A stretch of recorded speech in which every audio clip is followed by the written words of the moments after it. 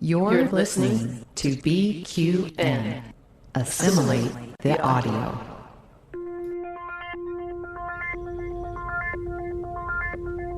Engage. 78 years have passed since the days of the original USS Enterprise. Now a new Galaxy Star ship has been designed.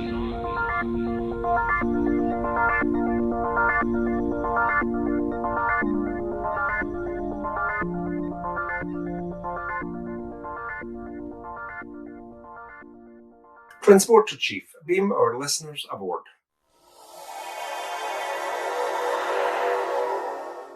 Welcome to Galaxy Class, a Star Trek The Next Generation podcast on BQN and the Fandom Podcast Network. I am your host, Head of Surround Sound Audio, Joe Keegan, and joined with me today is Councillor Amy Nelson. Amy, how are you, and why does it look like you're using dial-up internet? It is not dial-up internet. I am doing quite well. Just finished recording All Good Things. So today is my big podcasting day, and glad to be here talking with you. And Joe, what's going on with surround sound? So, I've been doing some composing recently, and every weekend I try and compose something new. So headphones are fine, but I wanted it to sound kind of bigger. So I got my old surround sound system down from our loft or attic. What do you guys call it? Attic, okay. And set it up in my, you know how tiny my podcasting room is? Mm-hmm. I've now got surround sound in it for the purposes of film scoring and orchestral composition. Wow. That's my plan to retire early from teaching and become a movie composer. Okay.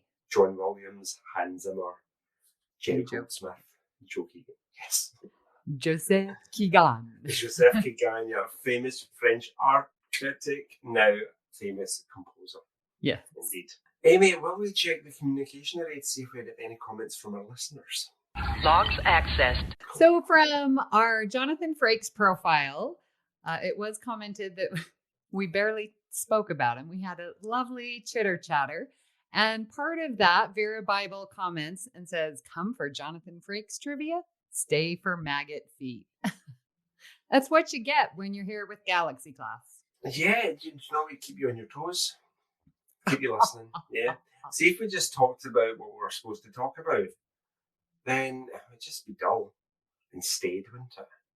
I feel that when listeners come and when I listen to podcasts, I like hearing the banter. I like hearing the relationship that they have, because then I feel like, oh, I'm their friend too. And I'm listening to what's going on in their life. I really enjoy it. So I left it in. Yeah. Nice. Cool. Thank you. We also have a comment from Rhea Giorgio, our other host. By the way, Jeannie Francis is still on General Hospital. She's now Mayor of Port Charles. I'm looking forward to spending the night in her childhood home.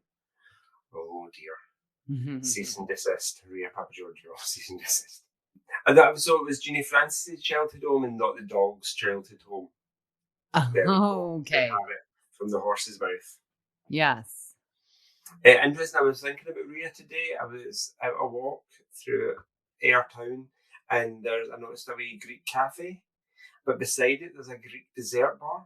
They were both closed because it was quite late, but I was quite intrigued. I don't know anything about Greek desserts. I don't know, kiflaki or something. Ooh, I don't know. It's thingy, it's tiramisu. Greek. Or is that Italian? That's Italian, but yeah, they're neighbors. True. What's that? Is it baklava? Oh yeah, baklava. It's kind of generically Middle Eastern, that part of the world, isn't it? Mm-hmm. Maybe Greek has a version. Rhea goes on to say that to me, Joe, I have been advised not to discuss at this time the incident under Mr. and Mrs. Francis' bed. Thank you, Rhea. Always good to know. And desist. Mm-hmm. This is the captain. Senior officers will report to my ready room immediately. So, Amy, let's get down to what we're supposed to be talking about. So what if Amy in Galaxy class stayed on topic for once? That is an amazing what if question, That Joe. is, and that brings us to what we're talking about today. We are bringing back another episode of our What If series. And I was looking back and to figure out how many What If episodes that we've done. And this will be our 7th What If.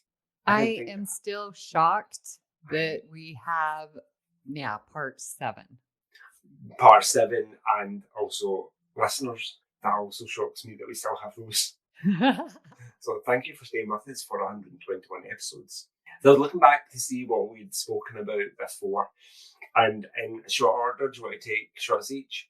Yeah. So we have what if Picard and Nella Darren, the idea that she stays on the ship. What if Jack Crusher was in the picture and not dead? What if Wesley was permanently imprisoned and killed by the Edo Injustice? What if Hugh stayed on board the Enterprise and didn't return to the Borg Collective to spread the idea of individualism? What if Worf died in ethics? What if the Enterprise D had been destroyed during the 7 seasons? What if Kirk had showed up during the 7 seasons? What if Beverly and Picard were married in TNG? How would that affect young Wesley? What if TNG crossed over to the Clone Wars? Or, instead of the Traveller transporting them to a different galaxy, transported them to a galaxy far, far away? Well played. What if we met before meeting Lore? What if the Enterprise D was not destroyed in Generations? What if Picard didn't have Lily with him during the Borg invasion in First Contact? What if Riker kept the Q powers? What if Kamala from Perfect Mate stayed on board to be with Picard? What if the aliens in Conspiracy are still working behind the scenes in Starfleet? Ooh. So a lot of what ifs there. So many what ifs that it could entirely change the nature of the Next Generation, potentially the entire franchise. Exactly. Huge ramifications. So I have a what if. Oh, yeah.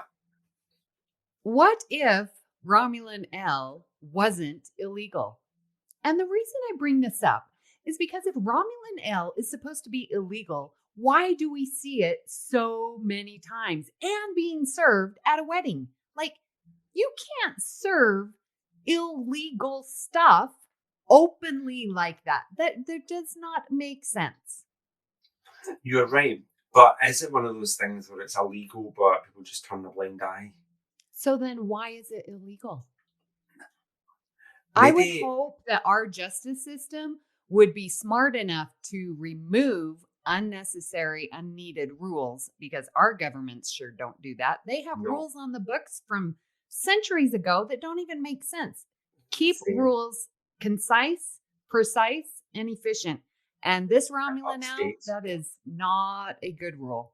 And they're assuming, I think we all take from the First Contact, and what movie is it? Nemesis, we see it. We get the impression that it's real Romulan ale and not synthetic, replicated stuff.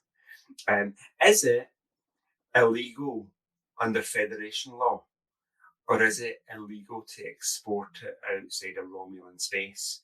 Like, is it a Romulan law? Like, they just want to keep it all for themselves? Have smugglers stolen some and distributed it?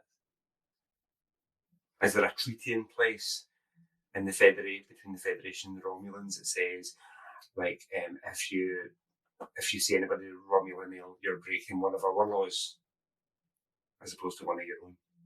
I don't know. I don't know either. Yeah. That's what I was thinking about. Yeah, if it wasn't illegal and it was just freely available, then I'd imagine people might need more liver transplants after a while. Yeah. Yes, and hangover medication might be way more advanced than it is as we see it in the 2300s.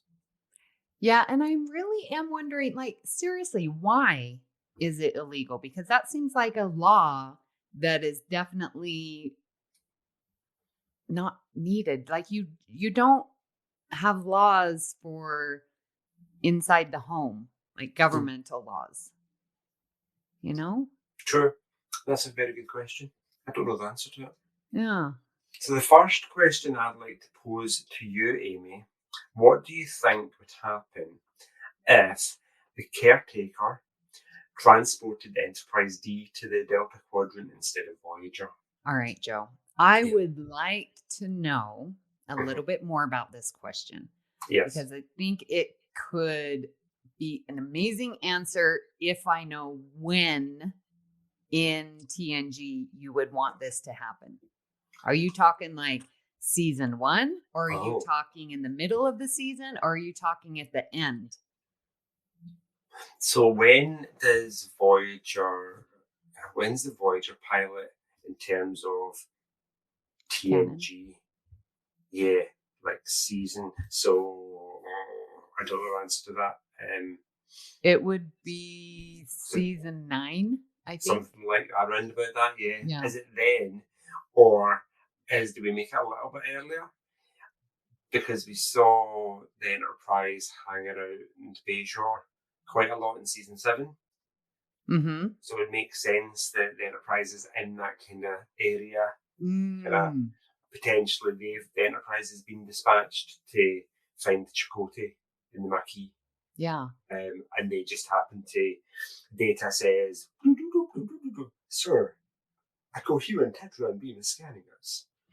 There's a shockwave coming towards us. Sir, we were in the Delta Quadrant, 70,000 light years from Earth." You know, I think it would be pretty darn awesome because they've already been to the Delta Quadrant. Remember, Q-Who. So how amazing would that be? Like if it was later in the season, say season 5, season 6, they go back to the Delta Quadrant. We end up with the Scorpion 2-parter because we're going to work with the Borg to escape, the space and stuff. Mm. That would be pretty amazing. But I like that if they were there, they'd be like, okay, we know about the Borg. That's sort of all we know about the Delta Quadrant. And what an amazing, I don't know, would that be like a three-parter? Would you like to see that?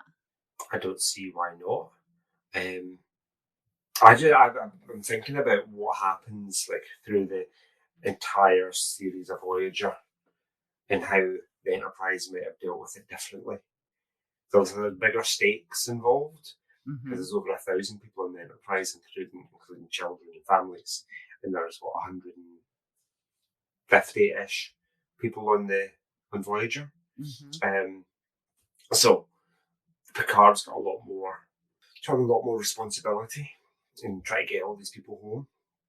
Could the Enterprise D even make the journey? It's not really designed for that kind of Yeah, but if Wesley's on board, traveller. yeah. Mm-hmm. Good point. They could totally, oh my gosh, that would be way better than Journey's End. We could have Journey's End having Wesley bring the Enterprise back to the Alpha Quadrant. Mm. We could. Do you remember the missile? Not the Cardassian missile. The other one was a sentient missile they beamed aboard. In Voyager? Yeah. Oh, shoot. I'm drawing a blank on that one. Yeah, there was some kind of sentient, big, kind of shiny silver sentient missile. And it wanted to, I can't even actually remember what it wanted to blow up the enemies of its species. And I imagine there's something, Data's got some involvement in that storyline. Like the Doctor had some involvement in the storyline, so Data plays a part in, does Data get taken over temporarily by this sentient missile? That would be good. Yeah, same with the one about the androids with the shiny silver faces. Oh. And there's like 2 sides. Can't remember the name of the episode. It's been a few years. But yeah, there's interplay between him and Data. Yes. Okay, so what if, going back to a previous what if Hugh stayed on the Enterprise? So now we have Hugh, and we're now in the Delta Quadrant, and that's where we pick up 7 of 9, because right? That individualism. They find Seven, and now we've got Hugh and Seven working together. Okay. And does that make the job of making Seven an individual easier? Yes. Because Because Hugh's now we already have there. Hugh who's done it first. Mhm. Good question. And they're like BFFs in real life, aren't they? Right? I Yes. know. Oh, why didn't this happen? Okay. That really needs to happen. I mean, I don't want to discount Voyager, but that would be a great storyline. I mean, you could, well, and now with the big long season arcs, that would be a fun season to have the Enterprise in the Delta Quadrant for one season. Picking the best bits of Voyager and seeing what it does with it. Exactly. Cool, so we've done that. We've what if the Enterprise D in the Delta Quadrant instead of Voyager? We're staying in Bajoran space for the next one. What if Picard was given command of Deep Space Nine instead of Cisco? Do you remember, like, the chain of command, and Admiral just comes on board and says, "Oh yeah, I'm giving this ship to Captain Jellicoe." Captain Jellicoe stays on board. So I'm not personally watching that TV show anymore. I'm ditching TNG and then moving over to this new show with this Cardassian space station called Deep Space Nine, and its commanding officer, Captain Jean-Luc Picard. Mm-hmm. And a ragtag bunch of kind of aliens trying to work together. Okay. So my first instinct Yeah. would be, I feel like Cisco, with what he did with the Cardassians and entering the war with the Dominion, that definitely would not have happened. And so I don't know that we would have been as successful because Cisco did some shady, yeah. And Picard hasn't really done anything shady. It's always on the up and up. Oh, if you watch Drumhead again, then he's broken the Prime Directive, what was it, 9 times over that episode? Yeah. So some shady shenanigans going on there. I think you might be right, though. I think Cisco had a steely determination about him, and he did what was required in order to get the Federation, the Klingons and the Romulans through the war. Because the Dominion, up to that point, was this unstoppable enemy that was just brutal. And I think you had to be a bit brutal to combat that. Because Picard, up to that point as well, he was a diplomat and a peacemaker. Then he was very calm and measured. Janeway was this explorer, wasn't she? And she had a bit of Cisco, but also a bit of Picard. She was the best person to get them home. She did what was needed. And Cisco, again, he got them through the war. So yeah, I think it would have been a very different outcome. Or might we have seen a different side of Picard? Ooh. Okay, so if we take Picard being the diplomat, I think what would change would be, because of his extensive interactions with the Cardassians and his diplomacy, it could be that he would be working closer with the Cardassians and getting them to fight the Dominion, so that it would be more of a Alpha Quadrant united front. That could have totally happened because, those Romulans, until we meet again, like Tomalak, and, Yes. There was some ground building between Picard and the Cardassians, and I think that could have been the diplomatic workaround. Yeah, there was a respect, a mutual respect from one warrior to another. That's interesting. So you're saying that the alliance between the Alpha Quadrant races would have been cemented sooner. Yes. So there might not have been the whole "it's a fake" thing. Oh, right. Because the Romulans would have already come into the war sooner because of the relationship with Picard. Yeah. That's interesting. I kind of wanted to go down a darker route. Okay. In that, is there something about Picard that he just naturally wants to make peace and does everything to try and cement peace, while the Dominion and the Cardassians are just taking over everywhere? So they're taking over more and more and more space, and Picard's always like, "No, we have to talk," and he keeps moving back. So is he relieved of command at some point? because Federation space is just getting smaller because the Dominion's just getting more powerful. Well, Does we he fail do his mission? we do see Picard stand up in First Contact. Mm-hmm. They keep pushing and we fall back. Right? A line must be drawn here and no further. There's that accent again, Amy. Yes, I love it. I nail it every single time. Every time. So he definitely could get to that point. But I think you're right, because Picard has age, maturity, wisdom, and he's going to go for that diplomatic solution first. And now that I'm getting older in my age, and I don't know if you see with your students, my students, they always want to attack. Well, she said this about me, and da-da-da. I'm going to da-da-da. And it's like, can you go at it a different way? I'm always trying to tell these kids, you don't have to get into this big fight over words. There's other solutions. Mm. And I wouldn't have said that, or the younger Amy wouldn't have said that. Because it's like, yeah, what can you do? What could do it? No, we can work it out with our words. And I think just because Picard is our oldest captain, that's why he is that way. Yeah, I agree with what you're saying about kids. They're always very antagonistic towards each other. Yeah, it's unpleasant to watch sometimes. They assume the worst about each other. And I think, and Picard could point that out. And it's like, okay, let's not assume the worst. Let's maybe look at their perspective and why are they acting that way? Yeah. Stand back. Speak to the person that you're having the grievance with, rather than engaging in Chinese whispers. Oh, yes. My friend's brother told me that you said this about my sister. I'm like, stop. Who actually said what? Mm-hmm. It turns out nobody actually said anything. So yeah, that would have been an interesting one. Yeah, but I think Picard, had it not worked, I think he would have eventually got there, just like we saw him break down with the Borg in First Contact, like lose it. And I think that's when he would do the shady thing. That's just true. And something's just occurred to me. Picard as the emissary and the wormhole aliens / prophets take him away to talk to him about the linearity of time. And Q turns up and says, excuse me, what are you doing with my Picard? Give him back. And there's kind of a to and fro between the prophets and the Q. Oh my gosh. Yes, these two beings fighting over Picard. Mm-hmm. How do you think Picard would have reacted to being the emissary, the prophet? Yeah, that's a very good question.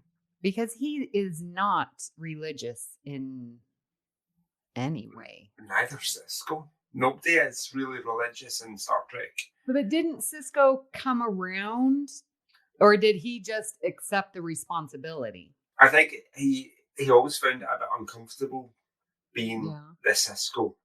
He didn't quite know what to do with it. I think by the end of the 7 seasons, he'd accepted his role as the emissary and he understood to a certain extent what the prophets were trying to do.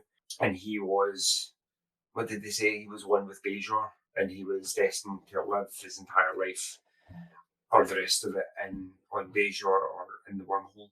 Would Picard, is Picard more spiritual?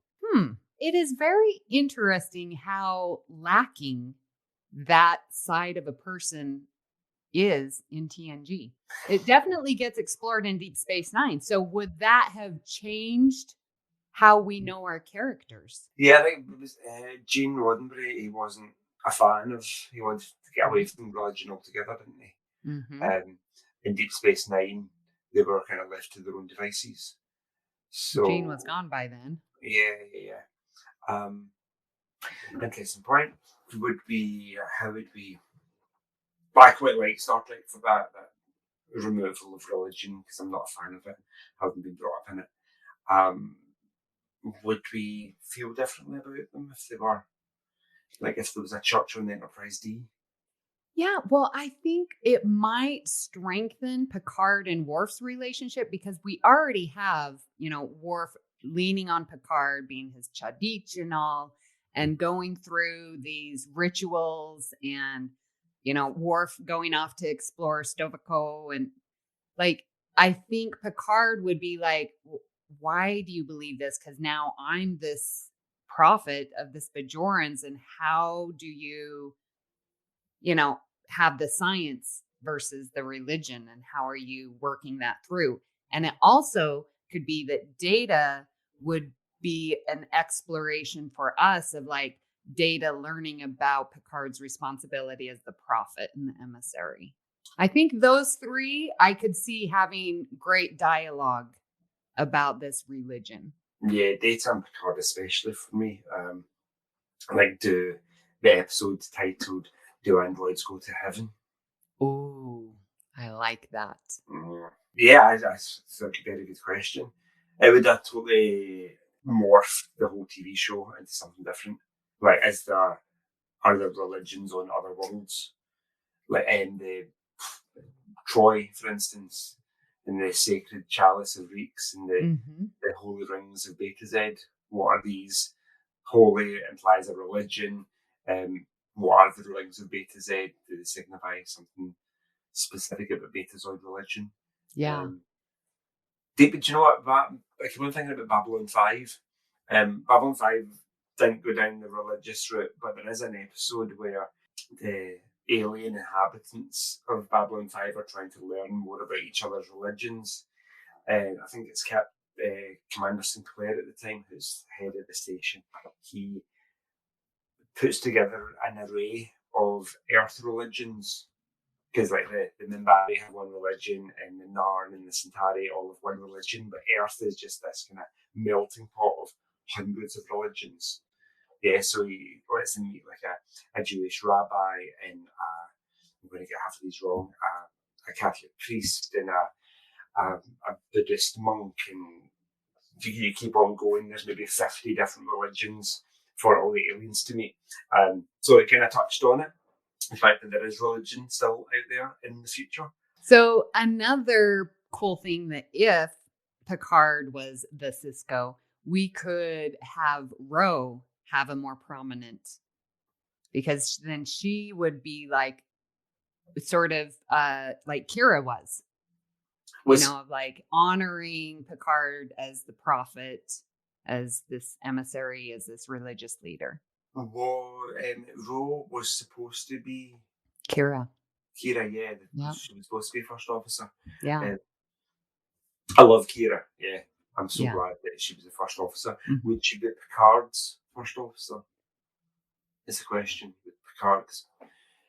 Would Kira have been this? Yeah, no, I suppose Kira would have been assigned as the Bajoran liaison to Deep Space Nine. Mm-hmm. Still, because it wasn't up to Picard to choose.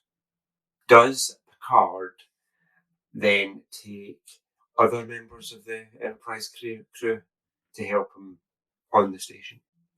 Who does he take? Oh, from DS9?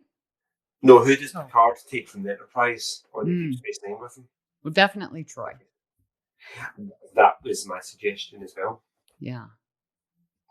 Doesn't really need a Riker. Doesn't need a Geordi. He's got O'Brien goes with him, obviously. He needs a Data. He does. He takes Troi and Data, doesn't he? Mm-hmm. Worf still comes in season 4. Mm-hmm. Crusher's going off to Starfleet Medical. Yes, because they've got Bashir. Mm-hmm. They've got Dax. But there's no interplay between Dax and Cisco, because we don't have Cisco. Mm-hmm. There's no old man. Yeah. But that could be interesting. I was just thinking with a Worf, Troi, and Dax little triangle going on there. A throuple. That's interesting. I would watch that. I would too. I'm sorry, Joe, but these are great what if questions. Not mine. I was struggling earlier. I was like, you and tell me you start sharing what ifs up the stairs. So you gave me a bunch of stuff. So thanks to you. Excellent. Yes. Okay, what have we got next, Amy? Well, I really am interested to know, what if Data got his emotion chip earlier? Now, we've heard multiple times Rick Berman did not like in Generations that Data got his chip because then they felt like he had nowhere to go for the rest of the movies. So, with that said, Joe, what if Data got his emotion chip earlier, and when would you have liked to have seen that, and why? I think I agree with the producer people. I think that, does he need an emotion chip at all?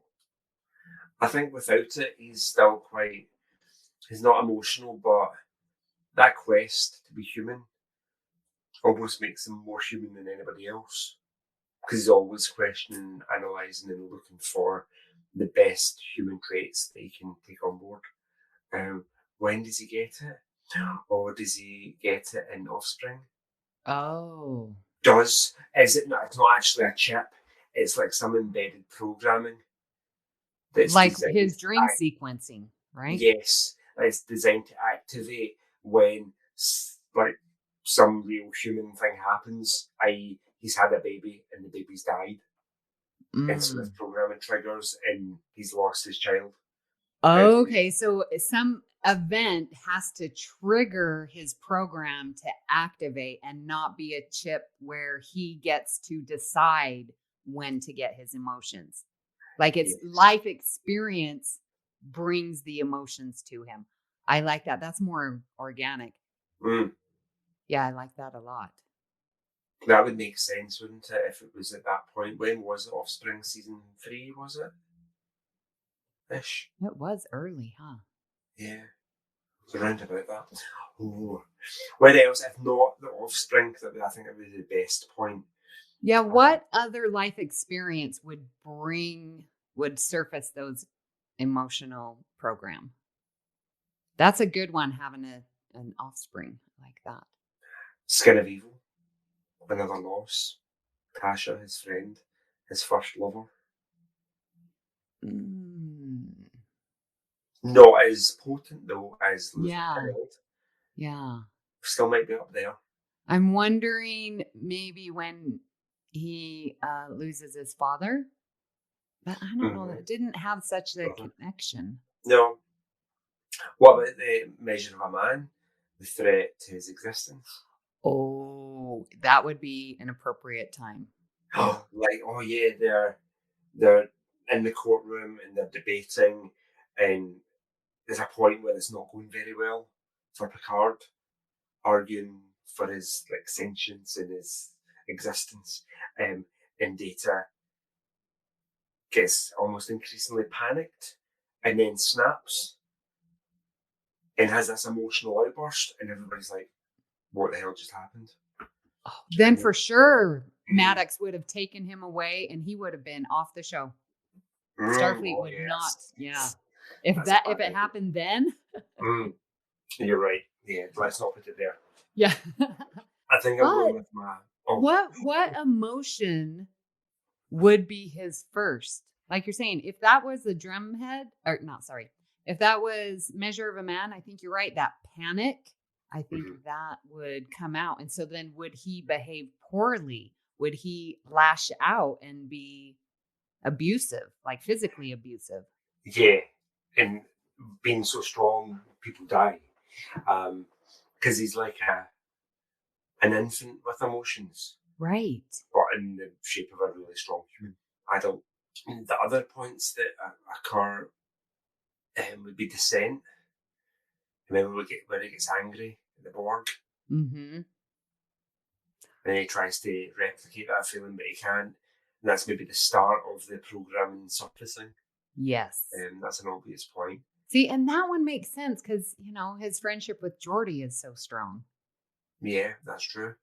The crash lands on the planet. When he finds Spock.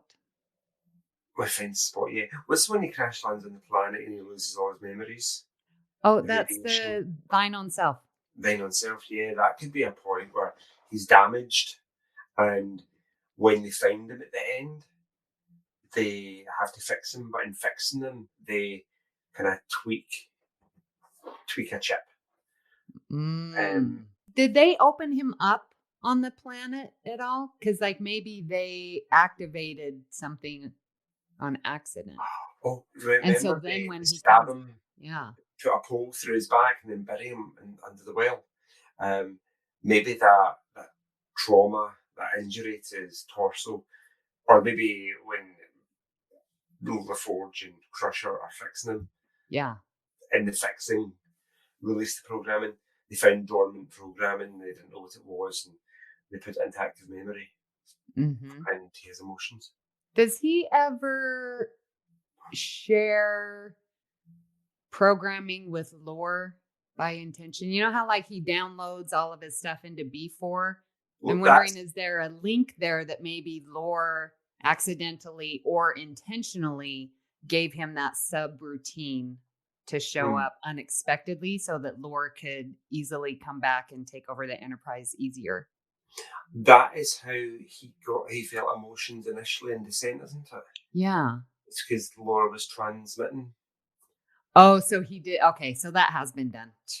Come on, Nelson. But to your earlier question about what does he experience first? Like, what is the first emotion?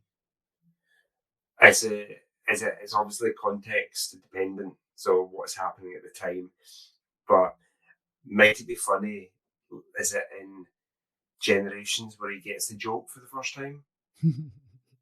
With the gorilla in the monkey suit or something?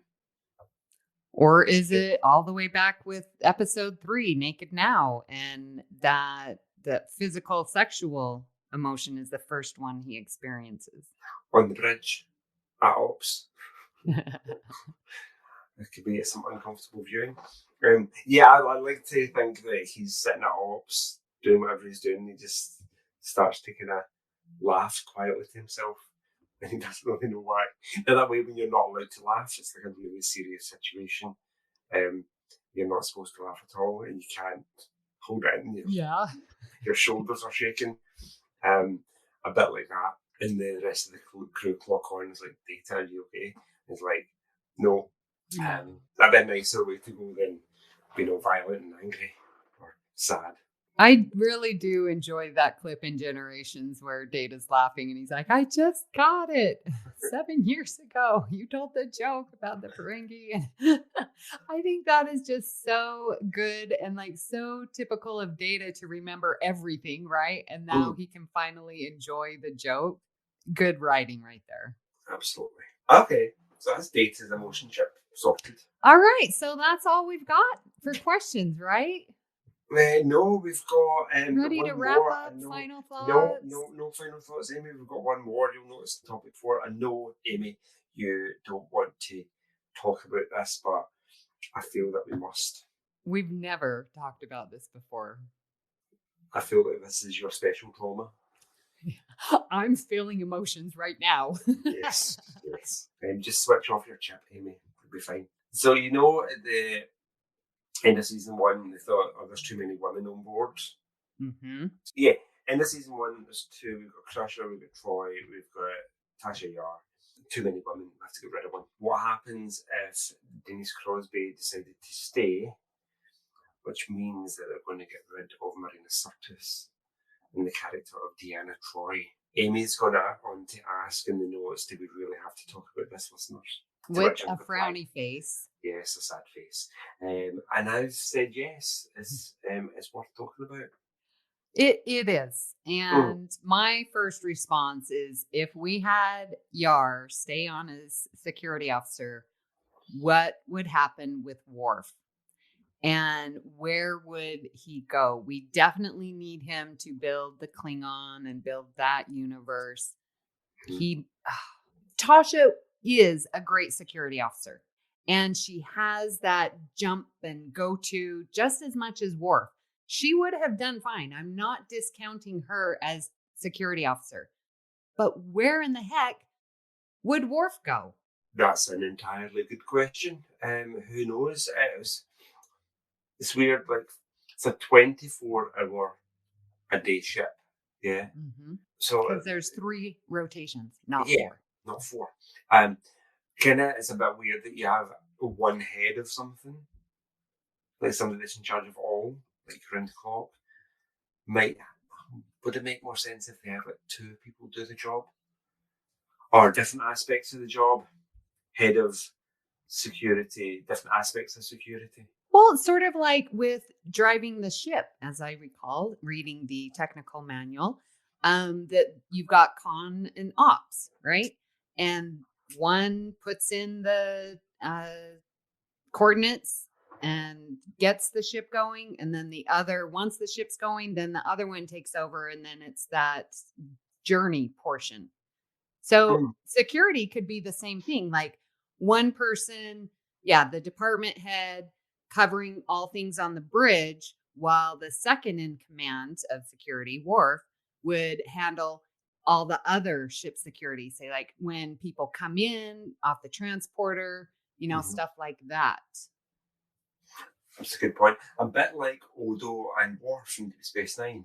Odo was in charge of station security, and Worf was the tactical operations officer, so looked after all the kind of warfare-related things with the ongoing Dominion War. Yes. So it could be something like that. Yes. Like ship weapons and like the ship security, and somebody else does people security. Yeah. Speculating. But so Worf's still on board. I can't imagine a show without Troi, so I haven't even talked about not having her there. We don't have the child. We don't have Face of the Enemy. We don't have any Loxana episodes because there's no point in bringing. Oh my gosh! Well, they're right there. We can't let that happen. Oh, I forgot about Loxana. Do they? Obviously, Majel Barrett wanted a part. So do they bring her on as Tasha's eccentric aunt? I still can't even think about not having Troi. I'm like, well, we could put Troi as a different position. No, okay, Troy's not on. So we're obviously not going to have the, Riker and Troi. No. Which was so fun. Is it Tasha and Riker? Ew, I cannot imagine that. They would have very pretty children. No, it's Tasha and Data. I know, but then they could explore that. And instead of having Data go after, was it Jenna? Jenna Desora, yeah. No, that's not the name. No. In theory. Yeah, Jenna Desora, yeah. Oh, I thought that was, okay, yeah. So, yeah, Data would then be writing a program to interact with Tasha. That would be fun to see. Tasha, it's interesting because Jenna was really insecure. Yes. For the most part. And Tasha would... She would be as well because of her history. Would she though? Because she's quite a strong, independent woman. She's head of security. Yeah, all of those gang rapes that she had to suffer through and being abandoned. She's got baggage, which is why her instinct to jump is good, but in a relationship. So we did see that exploration of her backstory and her trauma. And how they navigate that relationship, which I think would be more interesting than the. In theory, just makes me really uncomfortable watching it. Yeah, and I think Data would be trying to, become this, human and have this relationship. And Tasha, her character arc would learn to, put her shields down and become vulnerable and be in a good relationship if she could with Data. That's a good question. I think there's too much of Troi that we'd miss. What would they have killed Troi off, or would they just sent her back to Beta Z or back to the academy to teach? They would, she just wouldn't be there. They would have made up some. Because, that's where Elbron Tam, what's his name? Elbron? Tam Elbron. Yeah, Tam Elbron. Because, she was, working with him and as his therapist. And so I think sort of in a educational setting at the university on Beta Z, I could see her doing that. I don't want her to be killed off by Armus. Yeah, no, that's a good point. Yeah, so she goes off. Yeah, I think you're right. That was my instinct that she goes off to be a psychologist. But I do think that Crusher and Yar would have developed a friendship like Troi and Crusher. I think that would have been the same. Yeah. Doing all those girly things that we see them do, like getting their nails done. Calisthenics and Yes. yeah. So that would have been the same. That I could see that. So listeners, we all know Amy for her our sign off on Galaxy Class and every other podcast that she does, probably. Great joy and gratitude. I do reserve that only for Galaxy Class. Oh, do you? Okay, that's good to know. Had you listened to any of my other podcasts, you would know that, but I don't listen to any podcasts. So it occurred to me, without Troi being in Star Trek, Amy's going to have another favourite character, and let's assume for a minute that it is Tasha Yar. So what is Amy's famous sign-off now for Galaxy Class? Amy? What I want now is gentleness and joy and love. From you, Data. You are fully functional, aren't you? It's amazing. Yes, I'm right there. Right there. I think you should use that as your new sign-off, Amy. No, and I have to say it. Great joy and gratitude. Just to bring the universe into balance. I know, I was off kilter for a minute. Yes. Don't mess with my sign-off. I bet you accidentally say that at the end. It'll be funny. I'm going to leave it in if you do. Do you know what? I'm editing, so I'll just... Oh my God. I'll just take the first one and put it in. Not that anybody listens that far anyway. No, they don't. Well, that was an interesting discussion, Amy. Do you have any final thoughts? Seriously, great questions. So thank Ewan for me and for all of the listeners, because that was really, really good. And I like how we get to tie in different series, which we don't get to do so much on Galaxy Class. So I like that Voyager and Deep Space Nine tie-in. Indeed, yes. I'm quite imaginative, so generally speaking, so I like to just imagine what if, whatever, and see where my thoughts take me. So it's always the what if episodes are some of my favourite that we do. Yeah, listeners, it was Joe wanted to do these episodes, and I'm like, I am not creative. I don't like thinking outside the box, especially with my Star Trek. It just stick to canon. So when we have these, I dread them. And if you'll notice, it's always Joe or someone else who's hosting. You did very well, Amy. Thank you for your input. Incoming transmission. We would love to hear what you thought of today's episode and hope you'll join our Facebook group, the BQN Collective, to continue our discussion there. You can also tweet your thoughts at Galaxy Class Pod, or you can follow the network on Twitter and Instagram at BQN Podcasts. Please hit the subscribe button on Apple Podcasts or wherever you get your podcasts and leave us a star rating and a written review. That helps others to find the show. You can also follow the entire network's podcast with our master feed by searching BQN. This way, you won't miss any of our fine shows like All Good Things, Union Federation, History with the Szilagys, Infinite Diversity, Mickey's Marvels, Trexperts Quiz, and What's the Tea Bev. So, Joe, where can people find you? Oh, I had one and I totally forgot. So, Joe, where can people find you when you are actually activating your emotion chip? I'm not. I find myself, the older I get, being increasingly emotional. So I think you'll probably find me just switching it off most of the time. Mm-hmm. Like on Friday, I got to work and I was in tears. Why? Having hit a deer. Ran right out into my car. I was going fast enough that it hit the side of my car, but I was traumatised by it. How's your Tesla? Oh, Tesla's fine, yeah. Totally fine, yeah. Deer, I saw the deer. I was watching the little deer in my rearview mirror, and it kind of went and kind of sat down by the side of the road. And then it got up and walked away back the way it came. And I was like, oh, that's okay, it's okay. made the mistake at lunchtime of going the same route, Yeah. and there's a dead deer by the side of the road, and I was like, oh no. Oh my gosh. So yeah, emotion chips, if you could switch them off. Oh, That is traumatic. I've never Totally. hit a large animal like that. no, me neither. I can see its wee face coming out Oh, side to hit my car. Oh, it's horrible. So I'm yeah, so sorry.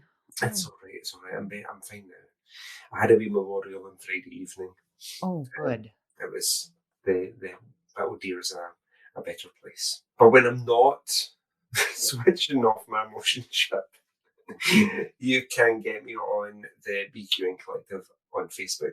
You can email me, joepodcasts@gmail.com, or you can get me on Instagram at joeyjoe77uk. And Amy, where can people find you when you're not asking for a transfer of the Enterprise D to the Betazoid Psychiatric Institute? So Well, you can continue to stalk Deanna Troi. to continue my counselor, Amy Nelson. Yes, indeed. You can find me here on the network where I am co-hosting a couple shows, Union Federation and All Good Things. I am on Twitter at Miss Amy Nelson, but my favorite place right there on Facebook, BQN Collective. Priority 1 message from Starfleet coming in on secured channel. If you'd like to help us keep all our shows coming to you each week, you can become a patron of the network on Patreon. We are putting out more exclusive content for our patrons that you won't want to miss, like It's Green or Amy's Math Moments. With a monthly Patreon subscription of $5 or more, you can join our meetings of the Hive Mind on the second Saturday of each month. Watch your Patreon messages for more details. Also, you can go to patreon.com/BQN. A huge shout out to our very own associate producers, Jim McMahon and Davey Willett. We are so grateful to you for your support. At this time, we'd like to thank our executive producers who make this all possible, and a special thanks to Mark White for our artwork and Joe Keegan for our music. So that's me. Thank you for being aboard the Galaxy class, and until next time. Great joy and gratitude. And that better stay in there. Counselor Yar, what is the Romeo commander thinking? I don't know, Captain. I'm not a Betazoid.